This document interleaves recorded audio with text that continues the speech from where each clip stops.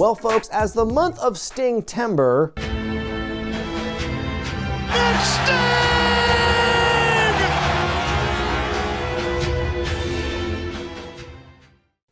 rolls on, it's time for a little history lesson. Now, back in the fall of 1987, the WWF created the Survivor Series pay-per-view to directly compete with that year's Starrcade pay-per-view, which was happening on the same day. Fast forward to January of 1988, and the Federation creates the Royal Rumble and puts that out on free TV to directly compete with the Bunkhouse Stampede pay-per-view. Well, then in March of that same year, Jim Crockett Promotions finally fired back and gave the Federation a taste of its own medicine, putting out a free TV show on the same day as WrestleMania 4 on pay-per-view.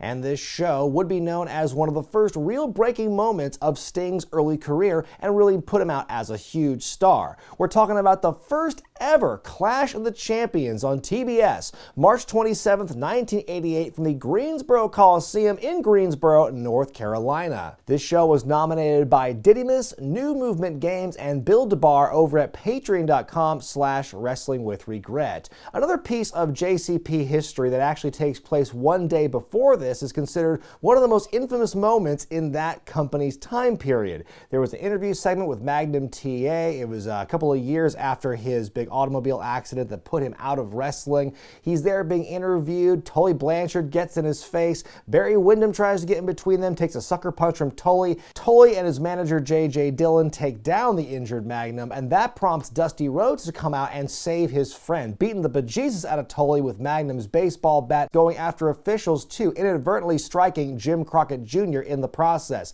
He would serve a lengthy suspension as a result of this, but we'll get to that in a little bit.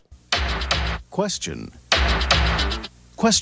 We get the opening hype package where the narrator keeps asking questions about this individual or that storyline. They show the wrestlers in their circles. Flair's on there twice. I love the opening graphic here with all the shots, the belts moving around, the lightning. So damn cool. 6,000 folks in the Greensboro Coliseum. The show drew a huge 5.6 rating on TBS that day. Tony Schiavone and Bob Caudle start things off in the crow's nest, tossing it down to Jim Ross at ringside. The opening contest is an amateur rules matchup for the NWA World Television Championship as Jimmy Garvin challenges the champ Mike Rotunda, or Rotundo, based on what the ring announcers said on this night. Do you see why people have been confused about this ever since? Rotunda, along with Rick Steiner, part of the Varsity Club, which is managed by Kevin Sullivan, which is a weird clash of vibes, I must say. Sullivan's been after the services of Garvin's valet Precious as of late, recently tried strangling Garvin with a freaking coat hanger, and then threatened to do it to Precious right afterward. My God, they went gritty in 1988. So like I said, it's an amateur rules match for the championship, and their definition of that in this match is 3 5-minute rounds, and it only takes a 1 count, not a 3, to secure a pinfall. Those are the major differences here. Rotunda starts out fast, but Garvin fires back with a series of quick graps himself and Mike Powders, a lot of mat wrestling and pro spots peppered in the first 5 minutes.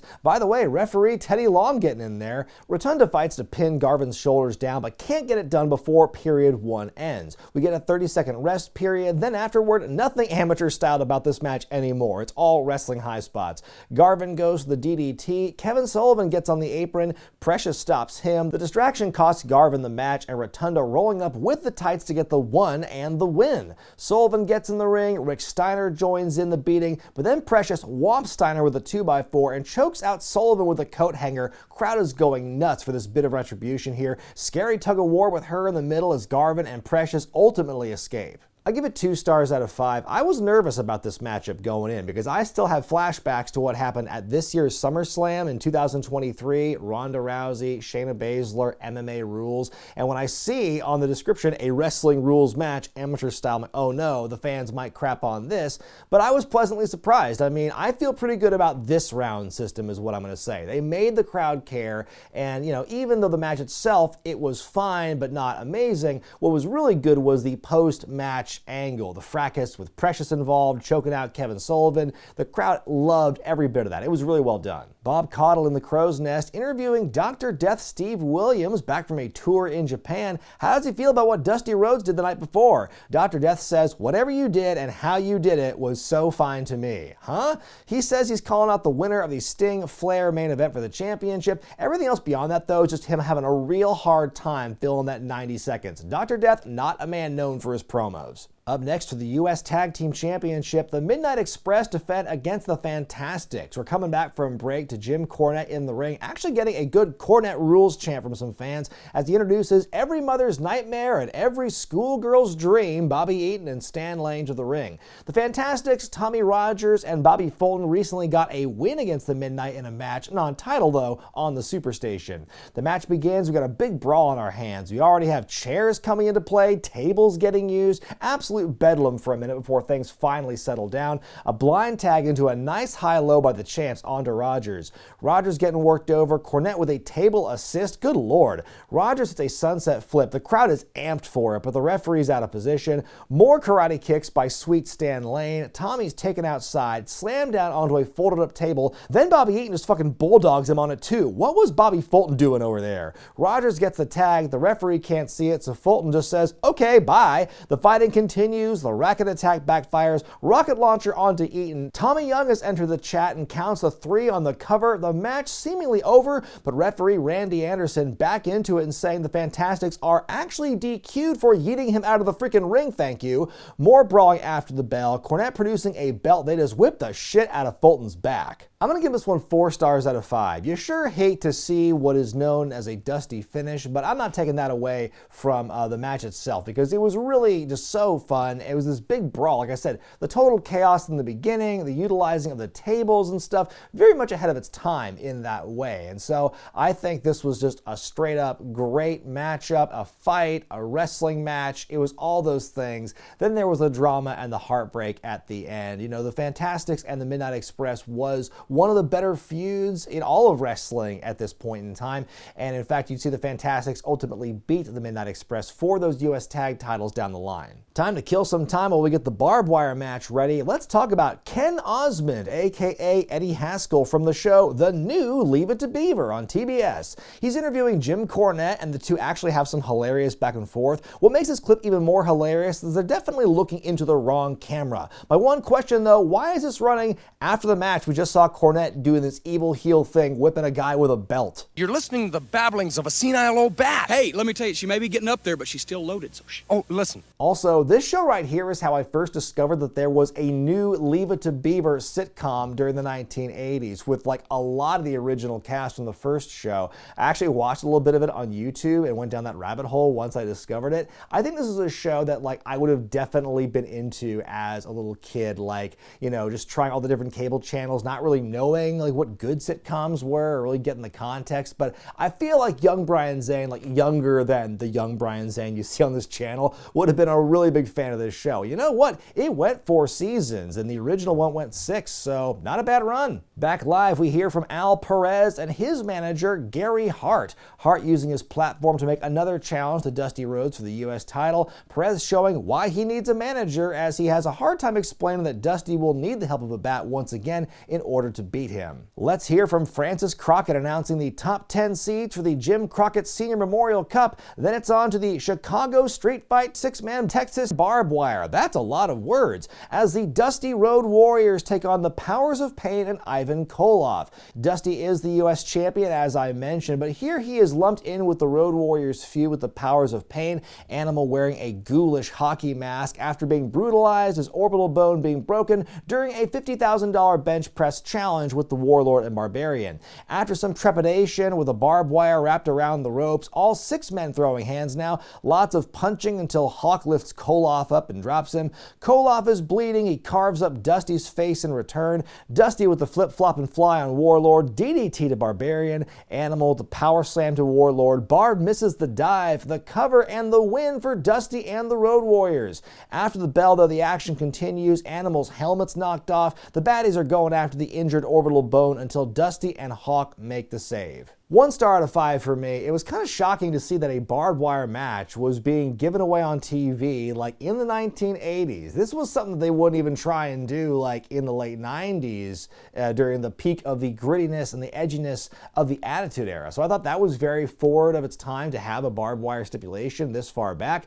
The barbed wire wasn't used excessively. There's not much to say about this match. It's a brawl and there's blood involved, and the barbed wire is just kind of there for show for the most part, but still very dramatic nonetheless here. So back in my Starrcade 87 review, I erroneously said that Dusty became the Midnight Rider because he had lost another match where his career was on the line, like that one with Lex Luger. But I wanted to say I got that totally wrong. This is where the Midnight Rider came from. It was from that baseball attack the night before Clash of the Champions, where he's beating up Tully and Jim Crockett Jr. is caught in the middle of all this. So soon after this match, Dusty will officially be suspended for 120 days. This is what leads to the Midnight Rider gimmick where he fights Tully Blanchard, but it was not looked at very favorably by fans when it was all said and done. Nikita Koloff is back after a couple of months away, and he's got some hair. I'm wearing a suit now, brother. He shows a poster that says, "Get high on sports, not drugs. We're going to keep kids drug-free." He talks about going for the world title eventually. He and Dusty will get ready to defend the Crockett Cup with pride. Well, we'll see about that last one. In a match for the NWA World Tag Team titles up next, Arn Anderson and Tully Blanchard, part of the Four Horsemen, defend against the Twin Towers. That's Barry Windham and the former Horseman Lex Luger. Luger is a powerful force early on here, goes to the torture rack in the first minute, but J.J. Dillon provided a distraction, allowing Arn to go for the leg. Windham hits the lariat on Blanchard, hits the power slam. Camera cuts away from the pinfall for some reason, so even if he did get pinned, we wouldn't be able to see it. Very confusing choice. Windham puts Tully out with a sleeper on the outside. There's an abdominal stretch in the ring. Another distraction by Dillon. Arn hits a DDT. Barry takes the heat, gets some close near falls. We get a collision and a double down. The crowd is going nuts for everything Windham's doing here and every sign of life. Tully with the slingshot thinks he's got it won, but we get a kick out. Luger and Arn are tagged in, and Lex is on fire. Hits the power slam. Everyone fighting now. Dillon brings in a chair. It immediately backfires on Arn. We get the cover and the win. Luger and Windham have now become the new tag team champions, and the crowd is going absolutely bonkers for this. I give it 4 stars out of 5. This was another great tag team match on this show, but it was made even better by having a conclusive, clean, satisfying finish instead of the dusty finish we saw with the US tag titles. This is a very fun match, and again, I have to talk about, people have asked me over the years, what wrestler have I changed my opinion the most on doing these classic reviews over the years, and that's a really hard one to answer because I never do these shows. I rarely do them in chronological order, so it's hard for me to really gauge growth and decline over the years or for me to remember it. But I will say the wrestler whose my opinion has changed on more than anyone else since doing these classic reviews is Lex Luger, because we just reviewed SummerSlam 93 and all the other matches I've looked at Lex's, I've never gone so back and forth between, oh my god, this is actually a good match, to, oh, this fucking sucks. The two teams would have a rematch for the belt a few weeks later. That saw Windham turn on his partner Lex to join the Four Horsemen. At 2, Barry? Then in the main event for the NWA World Heavyweight Championship, RIC FLAIR defends against a young Sting. Sting is one of those bright up-and-comers that came from the UWF merger the previous year. He is one of the few UWF wrestlers that Jim Crockett Promotions is actually pushing at this point. He is super popular and is going to challenge Flair for the world title in this matchup. The ring announcer says there must be a winner. Remember that now. Our panel of judges for this match, should it go to a time limit draw, you've got NWA officials Gary Juster and Sandy Scott, Penthouse Pet of the Year Patty Mullen, Ken Osmond from the new Leave It to Beaver, and Jason Hervey of the Wonder Years. Truly, collectively, an airtight core of esteemed wrestling minds who will no doubt use their best judgment while watching this professional wrestling match. J.J. Dillon suspended high above the ring in a shark cage, so he won't be a factor, or will he? Just kidding, he won't be. What an opening shot this is when the bell rings. The TBS banner, the ring, the cage, the crowd. What a beautiful angle. Starting out with the graps back and forth, Sting repeatedly getting Flair's number. A nice moment where he does 2 straight leapfrogs before the press slam. Sting with another hip toss a few minutes later, one of like the 20 you'll see in this matchup. Barely gets the drop kick, but Flair flops regardless. At one point, Sting's thrown out of the ring and immediately hops back in, and that gets a big pop. That's over, man. Sting has Flair wrapped in a bear hug for ages until until Sting finally lets go in frustration. Flair dodging an attack, and Sting takes all that corner. Flair's offense continues on the outside, lots of shots into the barricade. Sting fires up again, collides into the ring post, and Flair moves. Sting goes to the deathlock for the first time all match, but Flair gets to the ropes. We're about 25 minutes in here. Nice cutoff when Flair takes another hip toss, but dodges another attack, and Sting flings himself over the top. Flair working the knee for a while, finally gets the figure 4 leg lock on, using the ropes, but Sting stings up yet again and turns it over. More back and forth, Sting locking in his own figure 4 on the champ. The action continues, Flair's flipped to the outside. It's all taking place over the judges' table. We get the 5-minute warning as Sting continues to hold the advantage. We get a cover and a rope break. Sting goes for a splash but gets none of it and falls to the outside. Sleeper holds evaded. Flair's finally bleeding now as we have less than 2 minutes left. Lots of near falls here. The crowd is on the edge of their seats. Sting locking in the Scorpion Deathlock, but Flair holds on for the final 30 seconds of regulation and time expires. We come back from commercial break. We have the judge's decision now. Judge Patty Mullen has scored the match for Flair. Judge Gary Juster has scored for Sting. Judge Sandy Scott declares a draw, and I guess that means fuck the rest of the judges because it's just a draw now. Nature Boy is still the world champion. We get a wrap up from the announce team as the first ever Clash of the Champions goes off the air. 4 stars out of 5 for me on this one. My only real ding on this, and it's kind of a consequence of the match being so long, is that it did feel a bit repetitive at times. I talked before in the Great American Bash match these two had, where how many times Sting stinged up in the course of that, and there was a lot more of it in this one. It worked. The fans loved it. This is still a very dramatic, great story being told in the ring. The pacing of this is very much unlike that half-hour Iron Man match I recently reviewed with Dusty Rhodes and Rick Rude. That was like 90% holds. And this one was just way more balls to the wall, way more action-packed. Flair and Sting just have that intangible, unexplainable chemistry that works so much better than almost any other iteration of who Ric Flair wrestled. And I think for him to have this matchup, for Sting that is, to have the match with Flair that he did here was an absolute star-making performance. The fact that, they announced a 45-minute time limit draw, they have all these judges here at ringside, to me that is kind of a dead giveaway, and also considering where this match was on the show, like where it was in those 2 hours, it really is kind of a dead giveaway. This thing's going to 45-minute time limit draw, so you have to kind of prepare yourself for that one.